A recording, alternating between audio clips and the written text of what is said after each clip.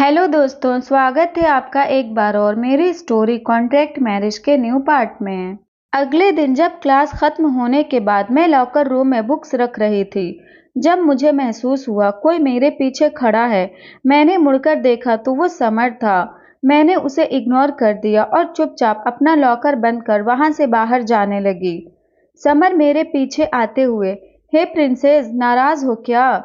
Sorry, वो मैं कल आ नहीं पाया तुम्हारे साथ। नहीं, मैं क्यों नाराज रहूंगी? समर तेजी से मेरे सामने आते हुए, सच्ची तो हम आज डेट पर चल सकते हैं? उसने बड़ी उम्मीद भरी आवाज में मुझसे पूछा, मगर मैंने भी उसे परेशान करने की सोच रखी थी। सो एकदम सपाट भाव से बिना उसकी तरफ देखे मैंने कहा, कौन सी डेट? मैंने कल के लिए हाँ बोला था, आज के लिए थोड़ी। तो अब मैं कहीं नहीं जा रही तुम्हारे साथ।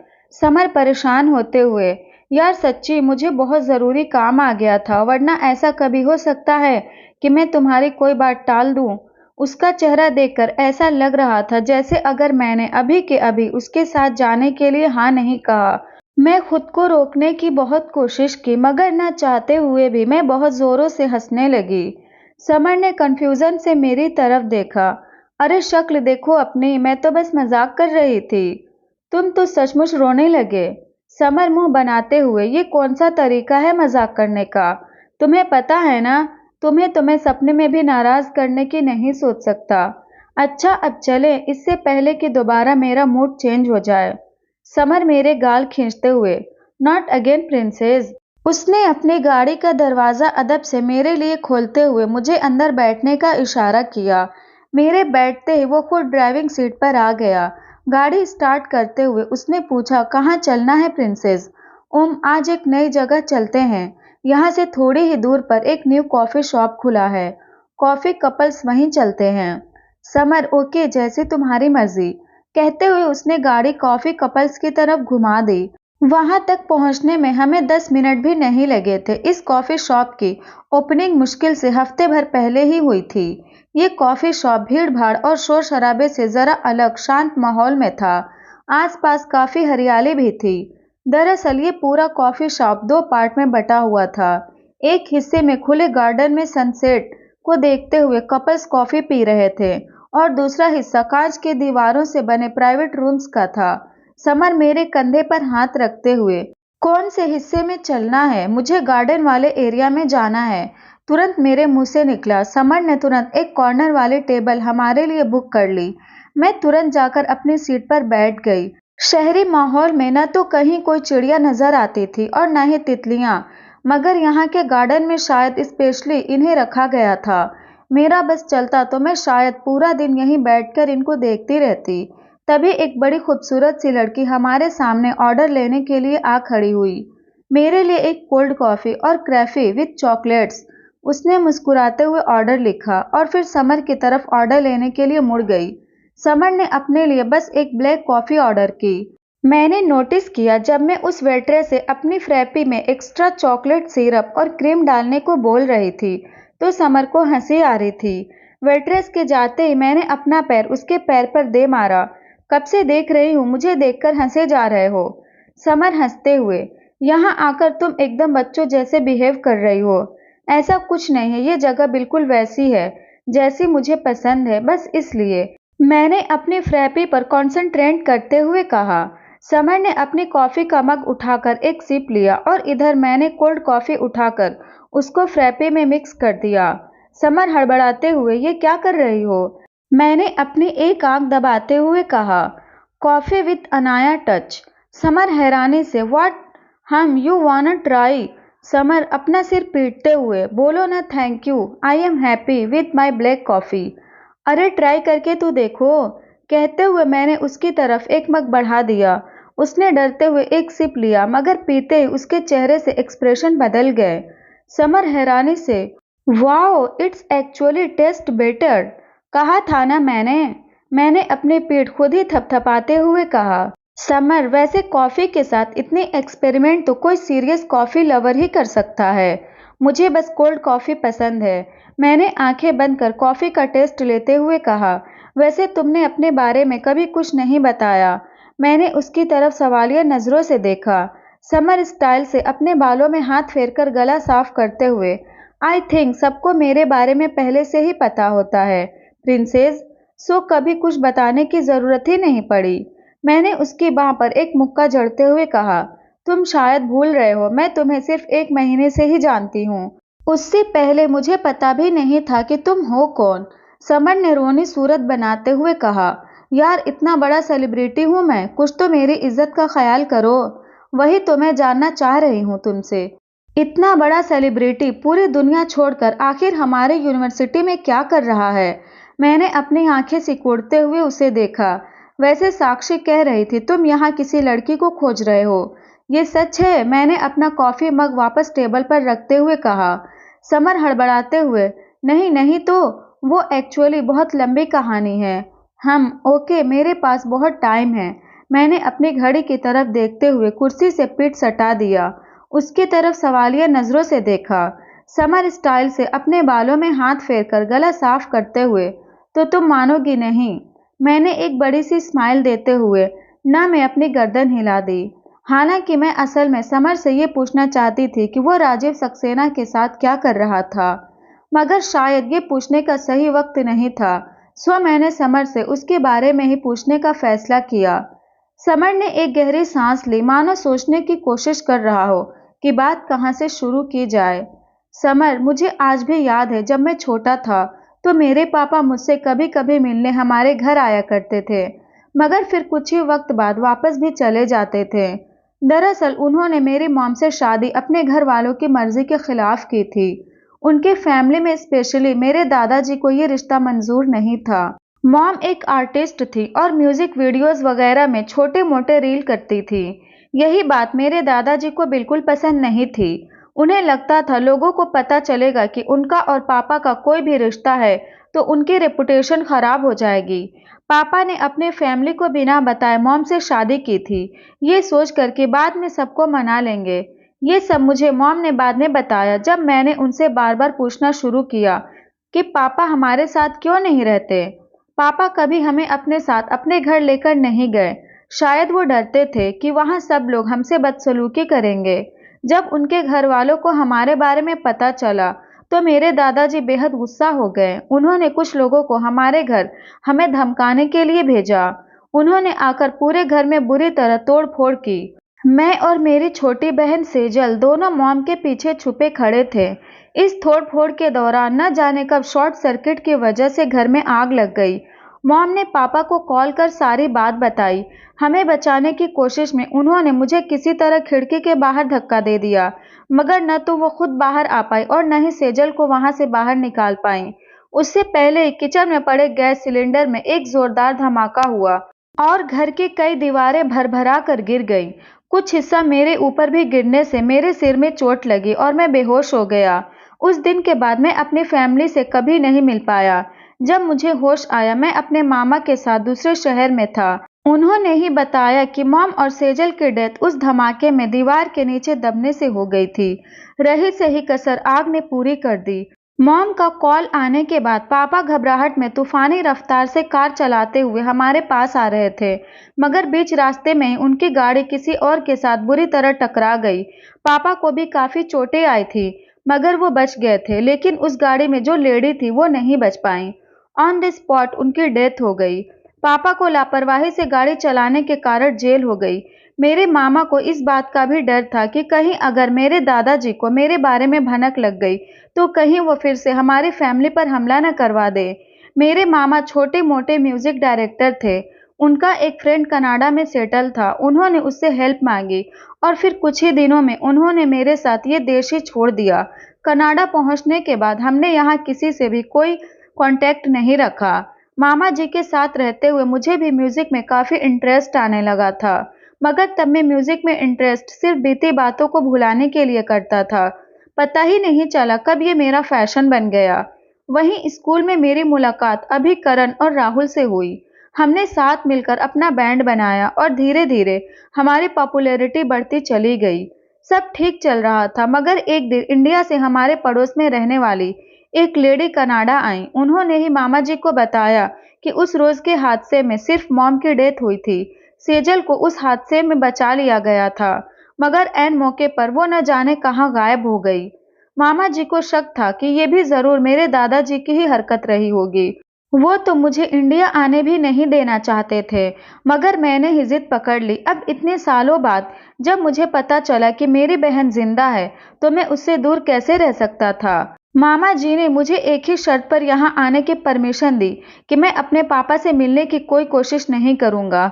उसके बाद मैं यहाँ इंडिया आया। मैंने हर तरह से सेजल का पता लगाने की कोशिश की। आखिर में मैं बस यही जान पाया कि वो भी इसी यूनिवर्सिटी में है। सो उसे खोजने की गरज से मैंने यहाँ एडमिशन ले लिया। That's my life. कहते हुए समर ने अपनी बात खत्म की। मैं अब तक सदमे से समर को देख रही थी। उसकी कहानी मुझे अपनी कहानी से जुड़ी हुई सी लग रही थी। ये कब की बात है? मैंने उससे पूछा। समर, यही कोई 13 साल पहले की। अब मेरे हाथ पैर कांपने लगे थे। कंफर्म करने के लिए मैंने उसे लड़खड़ाती आवाज में पूछा, वो राजीव सक्सेना कल तुम्हारे साथ? समर चौंकते हुए, तुम जानती हो उन्हें? बहुत अच्छे से, मैंने हाँ में गर्दन हिलाते हुए कहा। समर ठंडी सांस भरते हुए, वेल वही मेरे पापा हैं। मुझे ऐसा लगा जैसे मेरे गले में मेरी ही सांसें अटक गई हो। मैं बुरी तरह खांसने लगी। समर हड़बड़ाते हुए मुझे पानी का ग्लास पकड़ाते हुए बोला, आर यू ओके? मैंने एक ही सांस में पूरा ग्लास खाली कर दिया। मैं ठीक हूँ, मैंने एक गहरी सांस लेते हुए कहा। मगर उन्होंने तुम्हें पहचाना कैसे? आई मीन इतने सालों में। आई एम श्योर तुम बहुत चेंज हो चुके हो। और तुम्हें भी कभी इतने साल में जानना नहीं चाहा कि तुम्हारे पापा कहाँ हैं? मैंने हैरानी से पूछा। समर, नहीं, मैं उस वक्त बहुत छोटा था। मुझे तो ये भी नहीं पता था कि मेरे पापा कौन हैं और क्या काम करते हैं। मुझे बाद में मामा जी ने बस इतना ही बताया कि वो बहुत पावरफुल फैमिली से बिलोंग करते हैं। और देखो, सच ही तो है। मैंने सुना था उस एक्सीडेंट केस को लेकर मीडिया ने बहुत बवाल मचाया था, मगर फिर भी पापा को केवल 3 साल की ही सजा हुई थी। हमारी फैमिली के साथ तो जो हुआ सो हुआ, मगर साथ में एक और परिवार बर्बाद हो गया। मुझे सचमुच इस बात पर बहुत अफसोस होता है। अगर कभी उस लेडी की फैमिली मुझे मिल गई, तो न जाने मैं कैसे उनका सामना करूंगा। मेरा दिल बैठा जा रहा था, आंखों में आंसू आने लगे थे। तो ये हुआ था उस दिन। शायद पापा ये सब जानते होंगे, तभी उन्होंने सक्सेना अंकल की बात मानकर मेरा रिश्ता अमर सर के साथ तय किया होगा। कितना मुश्किल रहा होगा उनके लिए भी ये डिसीजन लेना। मेरे लिए अब अपने आंसुओं को संभालना मुश्किल हो रहा था।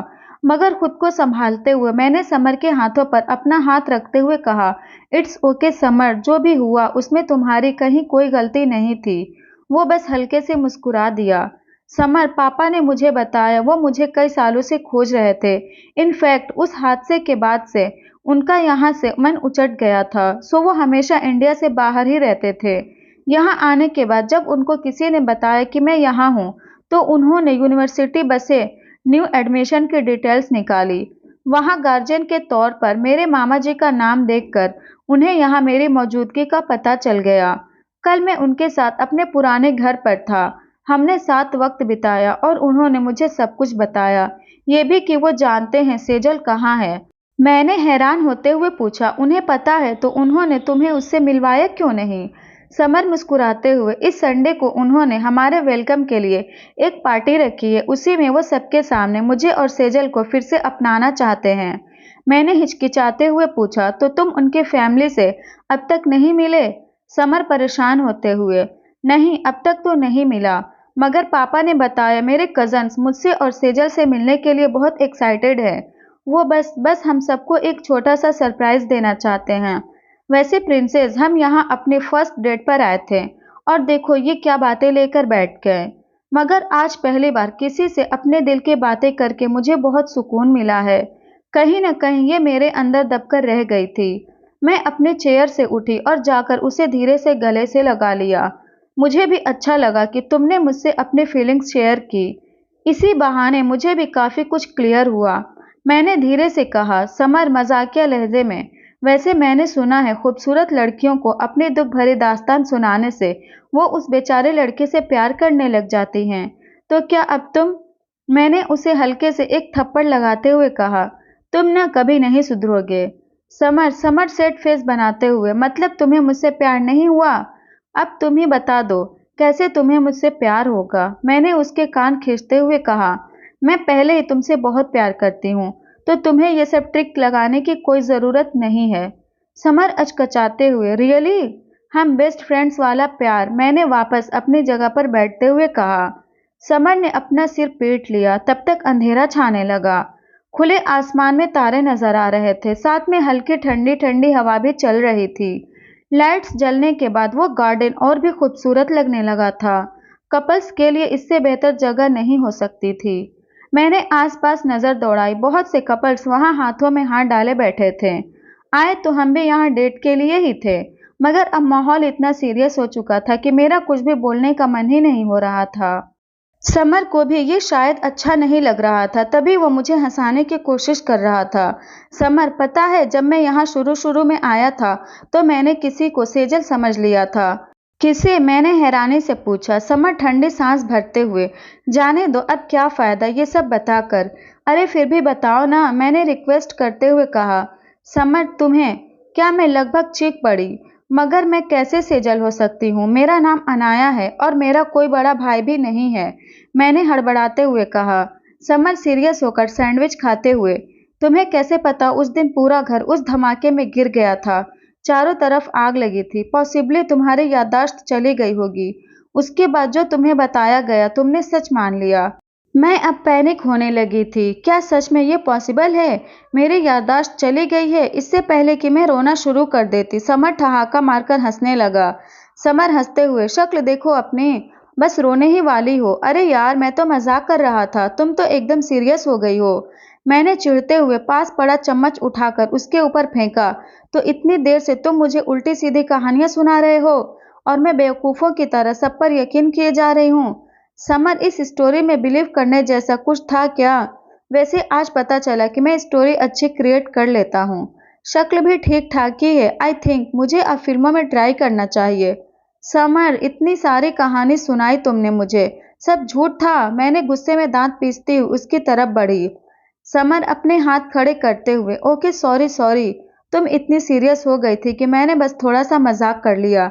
वैसे ये तुम्हारे सेजल होने वाली बात बस मजाक थी, बाकी सब सच था। मैं कैसे मान लूं? मैंने अभी भी गुस्से में कहा। उसी वक्त वहां बैठे एक कपल का एक बड़ा सा कुत्ता टहलता हुआ हमारे पास आ गया और वहीं टेबल के आसपास न जाने क्या सूंघने लगा। समर ने उस कुत्ते की सिर की तरफ हाथ बढ़ाते हुए कहा, ओके, मैं इस कुत्ते की कसम खाकर कहता हूँ, मैंने तुमसे जो कुछ भी कहा था सब सच था। इतना सुनना था कि उस कुत्ते ने गुर्राना शुरू कर दिया और समर पर झपटा। एक पल को तो मैं घबरा गई, मगर जल्दी से उस कपल ने आकर अपने कुत्ते को संभाल लिया और हमें सॉरी बोलते हुए चले गए।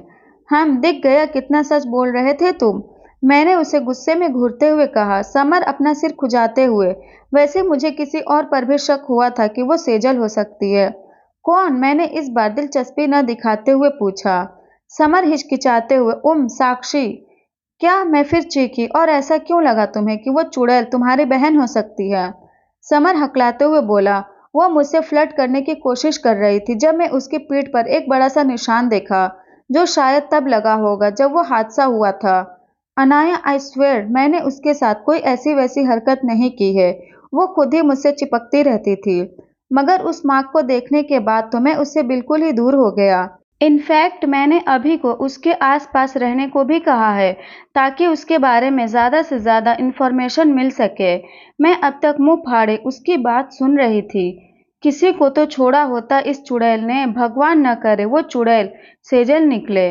मैं घड़ी पर नजर डाली, 7:30 बज रहे थे। मैंने उठते हुए कहा, अब हमें चलना चाहिए, काफी देर हो चुकी है। समर उठते हुए, ओके, मैं बिल पे करके आता हूँ। मैं टहलते हुए बाहर तक आ गई। मैं इधर उधर देख रही थी, तब तक समर भी बाहर आ गया। उसे आया देख मैं कार की तरफ बढ़ी, मगर उसने मेरा हाथ पकड़ लिया। मैंने हैरानी से पीछे मुड़कर उसे देखा। समर, वो मैं तुमसे कुछ कहना चाहता हूँ। मैंने अपना सिर पीट लिया। समर, पिछले करीब 4 घंटे से मैं तुम्हारी बातें सुन रही हूँ, अभी भी कुछ कहना बाकी है? समर अटकते हुए बोला, नहीं, मेरा मतलब हाँ, एक बहुत ज़रूरी बात है जो मैं तुमसे कहना चाहता हूँ। ओके, बोलो, क्या कहना है? मैंने उसके सामने खड़े होते हुए पूछा। पता नहीं वो आज इतना अजीब क्यों बर्ताव कर रहा था। समर मेरा हाथ पकड़ते हुए वहीं घुटनों के बल बैठ गया और बोलना शुरू किया। अनाया, जब तुम मुझे पहली बार मिली थी तभी मैंने नोटिस किया था तुम बहुत अलग हो। फिर जैसे जैसे मैं तुम्हें जानने लगा मुझे यकीन हो गया तुम सबसे अलग हो। यहाँ सारी लड़कियां मुझ पर इसलिए मरती हैं क्योंकि मैं उनके लिए एक सेलिब्रिटी हूँ, लेकिन सिर्फ तुम हो जिसने मुझे जाना है, मुझसे दोस्ती की, मेरे नाम या शोहरत से नहीं। तुमसे मैं अपनी हर बात शेयर कर पाता हूँ बिना किसी डर या फिक्र के। तुम सचमुच मेरे लिए बहुत स्पेशल हो। I love you Anaya. मैं उसकी ये आखिरी लाइन सुनकर जैसे ब्लैंक हो गई थी। अगर समर ने ये बात मुझसे शादी से पहले कही होती तो मैं तो शायद मारे खुशी के पागल ही हो जाती। एक तो इतना स्वीट बंदा, उस पर भी मुझे प्रपोज करने के लिए इतनी मेहनत की उसने, मगर क्या फायदा इन सब का। मैं तो ऑलरेडी उस जल्लाद के साथ पूरे 7 जन्म के लिए बुक हो चुकी थी। मैं कुछ बोल पाती उससे पहले एक गुजरती हुई आवाज आई, हाथ छोड़ो उसका। मैं तो मारे घबराहट के उछल ही गई। ये बिन बादल बिजली कैसे कड़की। मगर अगले ही पल मुझे जवाब भी मिल गया जब वो 1000 वोल्ट की बिजली सीधा हमारे बीच आ गिरी। अब तो मुझे शक होने लगा था, ये आदमी क्या हर जगह मेरा पीछा करता फिर रहा है। पहले मॉल में, अब यहाँ, और फिर अगले ही पल मैं गवाह बनी वर्ल्ड वॉर 3 की। समर ने मेरा हाथ तो नहीं छोड़ा, उल्टा अपनी पकड़ मजबूत करते हुए मुझे अपनी साइड खींच जरूर लिया। उसका इतना करना ही अमर सर का गुस्सा भड़काने के लिए काफी था। समर गुस्से में अमर सर के सामने आते हुए, आप मेरे टीचर हैं और इस नाते मैं आपकी बहुत रिस्पेक्ट करता हूँ, लेकिन आपसे रिक्वेस्ट है कि प्लीज आप टीचर बनकर ही रहें, अपने स्टूडेंट्स की लाइफ में इंटरफेयर न करें तो ही बेहतर होगा। ये मेरा और अनाया का पर्सनल मैटर है और आपको बीच में बोलने का कोई हक नहीं है। मेरा मन अब रोने को हो रहा था। मैं बताना चाहती थी उनको कि वो भाई हैं एक दूसरे के, मगर सामने जो हो रहा था उससे मुझे ऐसा शौक लगा कि डर के मारे मेरे मुंह से आवाज ही नहीं निकल रही थी। अमर गुस्से में मुट्ठियां कसते हुए, अनाया जाकर गाड़ी में बैठो, मगर मैं कोई मूवमेंट करती उससे पहले ही समर ने मुझे रोक लिया। समर, आप होते कौन है उसे यहाँ से लेकर जाने वाले? हर बार आप उस पर अपनी मर्जी नहीं थोप सकते। अनाया यहाँ मेरे साथ आई थी और मेरे साथ ही जाएगी, so please you may leave. Amar sir का गुस्सा अब कंट्रोल से बाहर हो चुका था। तेजी से आगे बढ़ते हुए उन्होंने समर को कॉलर से पकड़ लिया। इस रिएक्शन की उम्मीद शायद समर को भी नहीं रही होगी। वो कुछ रिएक्ट ही नहीं कर पाया। अमर गुस्से में दांत पीसते हुए, बीवी है वो मेरी, तुम तो क्या दुनिया की कोई ताकत मुझे उससे अपने साथ ले जाने से नहीं रोक सकती। आइंदा कभी अगर अनाया को हाथ लगाया तो आई स्वेयर तेरा हाथ अपनी जगह पर नहीं होगा। कहते हुए उन्होंने समर को पीछे की तरफ ढकेलते हुए छोड़ दिया।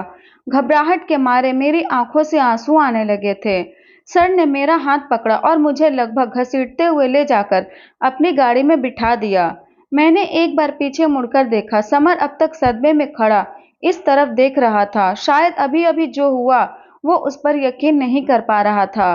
गाड़ी स्टार्ट होते ही जैसे वो होश में आया और जोर से चिल्ला पड़ा, अनाया। दोस्तों, आने वाला पार्ट और भी ज़्यादा इंटरेस्टिंग होने वाला है, तो प्लीज़ वीडियो को लाइक करके चैनल को सब्सक्राइब कर लें। बहुत जल्द आपके लिए इंटरेस्टिंग पार्ट लेकर आऊँगी।